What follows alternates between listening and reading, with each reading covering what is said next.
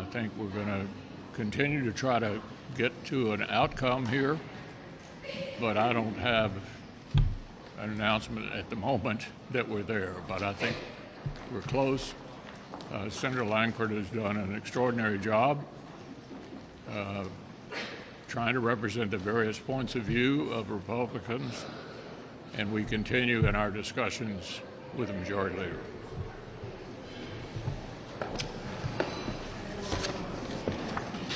We all mourn the loss of 3 American soldiers and tragically killed this weekend, and are praying for the speedy recovery of the dozens who were injured. Our troops have been consistently under attack in the Middle East. The number of attacks is on the order of about 165. It's been going on since October, and they would not be possible without the support of Iran. These are Iranian proxies that are conducting these attacks against our troops, and in this case, lethal. And that's why it's really important that the Biden administration take very clear steps to send a message to Iran that this isn't going to be tolerated. It just isn't. It's long past due for the president to retaliate and bring to an end these attacks and to defend our troops overseas. And one thing he could do, obviously, is stop taking actions that weaken the United States' ability to project power on the global stage, and at the same time enabling our adversaries like Iran. It's been announced, as you know, that the president intends to end or suspend permits for LNG export projects. To me, that is a huge mistake and sends entirely the wrong message at a time when countries around the world are paying attention to everything that the Americans do. This is an energy issue. All it does is enable and strengthen the mullahs in Iran and in places like Russia.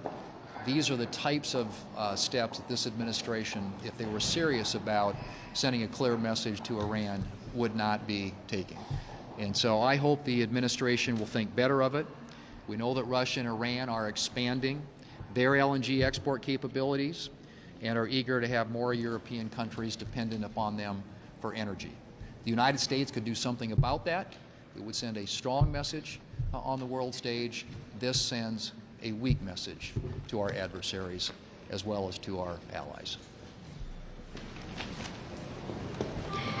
8 years ago, on this very day, 21-year-old Iowan Sarah Root was struck and killed by an illegal immigrant who was driving under the influence of alcohol and drag racing through the streets. She was struck, she was killed, and yet the illegal immigrant that struck and killed her was released from the custody of law enforcement due to a gap in our laws.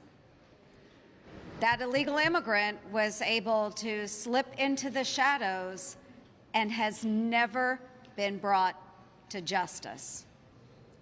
8 years later, and we still have not found the perpetrator.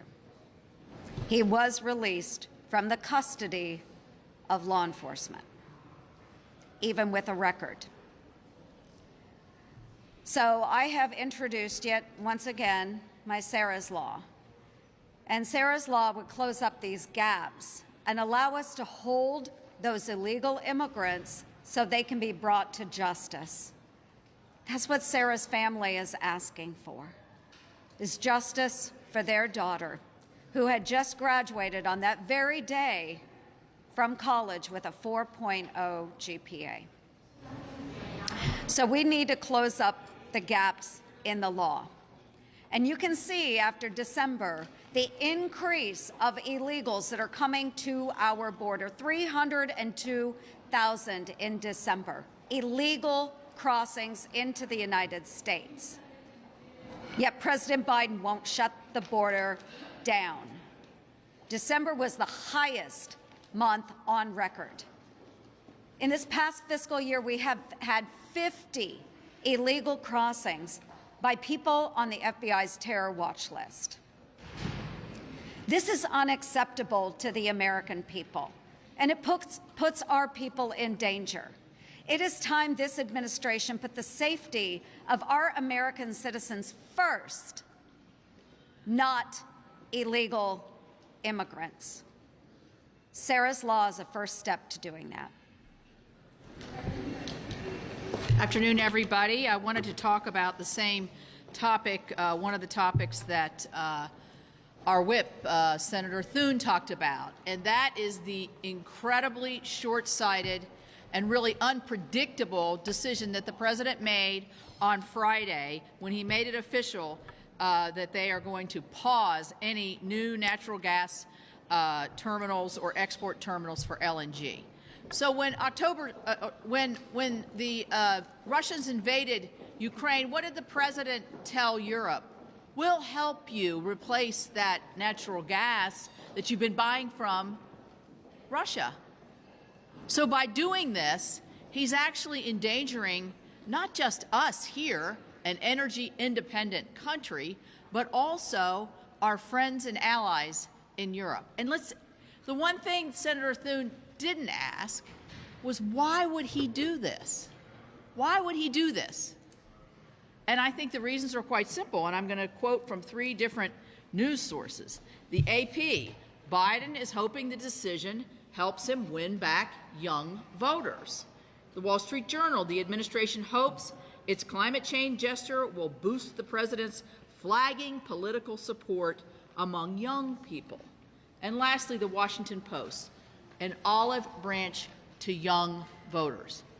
Why did he do it? Political reasons for his own reelection. And to me, as we look at how this will empower Iran, how this will empower Russia with their natural gas exports and the grip they have on that part of the country, the president is willing to sacrifice that. Everything we've seen over the last 2 years, we know what Iran and we know what Russia is capable of. And yet, our president, for political reasons, to try to get younger voters to vote for him, he's willing to pause, not to even mention all the jobs, investments, and everything else that hits my area as well in the Marcellus Shale as we move down to the coast to the LNG terminals. So it's extremely disappointing, short-sighted, very costly to the American people and really to our global friends all around the world.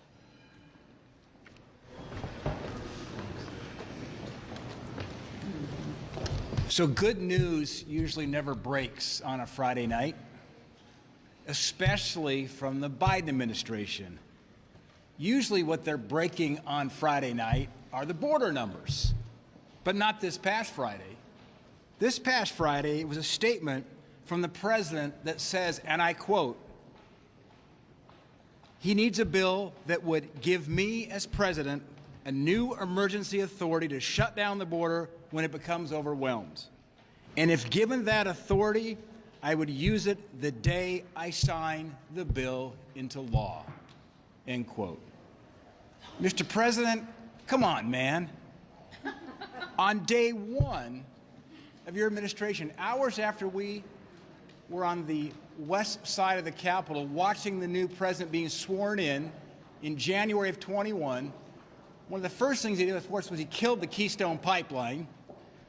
But don't ever forget, within hours, he rescinded the national emergency declaration at the border. Rather than leave in place policies that kept our border under control. Remember, he also stopped the construction of the wall. Mr. President, you did the exact opposite. It's why we have folks streaming across the border at record levels who are on the terror watch list from countries designated as state sponsors of terror. And let's be very clear. President Biden could use his executive authority now to stop it, but he refuses. He could issue that executive order right now. It would address the Department of Homeland Security abuse of parole power, expediting renewal and restricting reentry. Yeah, let me add one thing. We've had a lot of discussion, obviously, about the border around here, but it's important to focus on the other rationale for the supplemental. We've got two friends in the middle of a huge fight, Israel, Ukraine. They need help. And hopefully we can work this border issue out in a way that's satisfactory. But there's bipartisan support here in the Senate for both Israel and Ukraine. And hopefully at some point we'll get them the help that they need. Leader McConnell, Yeah. that said, we thought we were going to have something on Ukraine, this international aid package back in the fall. You made it conditional for aid to Ukraine to have this border security piece here. Looking back at how long and how tedious these negotiations are, was that a mistake to marry these two things together? Well, it's certainly been a challenge to try to reach an agreement on the border. That's why we've been talking about this so long. I always thought it would be a challenge, and it has been. But it's time for us to move something, hopefully including a border agreement. But we need to get help to Israel and to Ukraine quickly. Leader McConnell. Alex? Would you support proceeding on a Ukraine border security deal if it didn't have support of at least a majority or half of your conference? I don't know how it's going to end up being presented, and we'll see what the final package looks like. Leader McConnell, Yeah, how do you think how do you think voters would look at Republicans if the GOP were to kill a bipartisan deal that you cut with the White House because of Donald Trump's opposition? Well, I think I'm going to continue not to comment on the presidential campaign. Obviously, this is an incredibly challenging political discussion we've been having. I still favor trying to make law when you can. And I do think that what Senator Langford and his team are going to produce is an improvement over current law. You're asking me a question I can't answer right now, which is what is the fate of it? Leader McConnell, on the tax deal, do you support that?